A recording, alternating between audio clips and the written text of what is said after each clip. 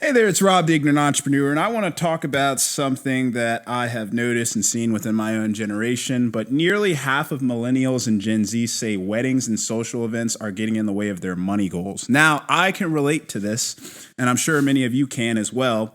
In fact, for me, I haven't gone to a single wedding. It's kind of like a stance that I made with my boys. I was like, I'm not going to any of your weddings before 30. It's just not going to happen. Now, ironically, I will be going to my first wedding in India. It's not my boy's wedding, but it's his sister's wedding. So I'm cool with that, and it'll be a new experience. So I'm down. However, if I get into this source, so it's no secret how much weddings can cost and even the pre-ceremonial festivities that can cut into personal budgets. The recent survey from Prudential actually stated that 48% of millennials and 48% of Gen Z say spending on friends and family members, weddings, baby showers, and other celebrations is getting in the way of their personal goals. Now, these younger generations are far more likely than Gen X and baby boomers to say weddings or other events are affecting their personal money goals, which include owning a home or having kids.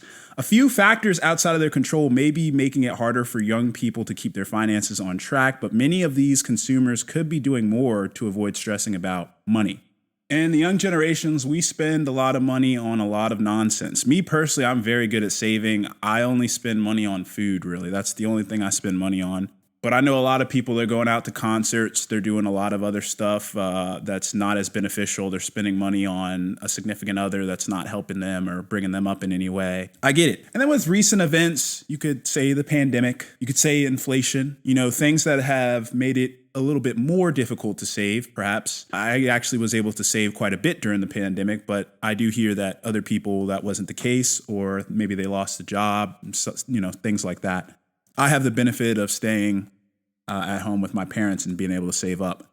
So one of the other things from the survey mentioned that 39% of millennials report having no emergency savings, and half say they regularly run out of money and have to rely on credit cards or family for financial support, which I can relate to a little bit myself with a lot of the investing that I'm doing. I'm being a lot more responsible with the risk-taking practices that I have, and I'm going to be saving up more now, but for that, I actually relate.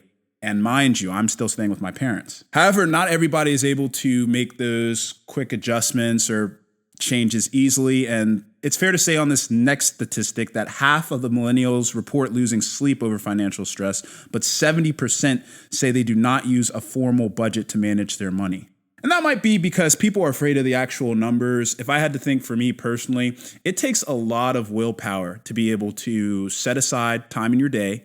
Maybe it could be 30 minutes, maybe an hour a day, and start something new. You have to start from scratch and really learn it. These aren't things that are taught in high school like they should be. And let's face it, there are a lot more goods and services that are available to help you kind of drown out the noise or even entice you to spend more. So with that said, this is a new turn of the year. I'm getting involved in a new business that I'm very excited for. I've got realistic plans for, and I've even got ideas of where I want to live to be able to save up and actually make smart decisions. Now that I'm, getting older, I want to be able to sustain and support myself and be able to travel and ultimately create a traveling YouTube vlog channel. More on that in the near future, if all goes well.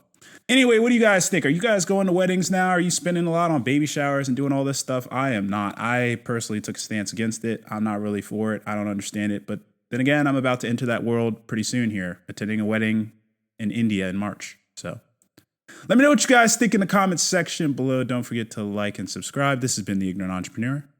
I'm out.